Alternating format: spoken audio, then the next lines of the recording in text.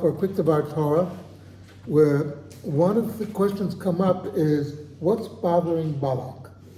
Why does he go through all these things? And one of the things we know, Midian and Moab were not friendly nations.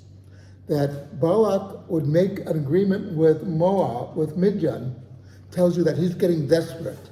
He's scared. What is he frightened of?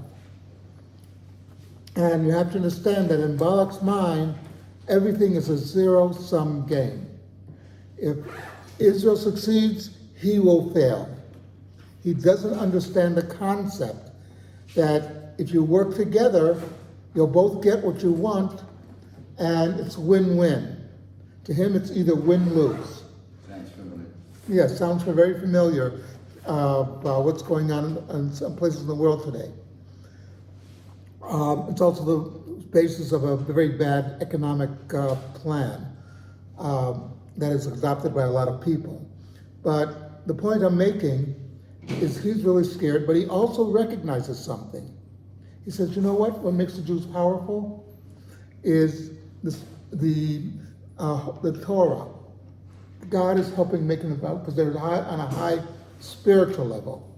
I have to get rid of their spiritual level, and then I have a chance against them. That's why he hires Balak to curse the Jews. But this, you see, is something that we notice with our enemies. They always say, look, if the Jews are getting powerful, they're taking power away from us. And they don't think that just because someone is successful doesn't mean that you will lose. You might be successful too. Israel's an economic powerhouse as well as being a good military. In fact, one of the reasons Israel has a great military is the economic basis of society is powerful.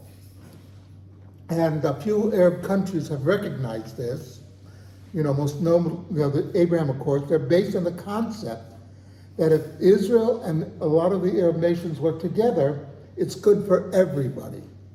Israel has no intention of conquering, say, Saudi Arabia, Jordan, or Egypt.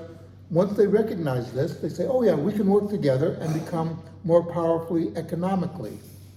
And it'll be good for our society, it's good for them. This is what Balak doesn't see.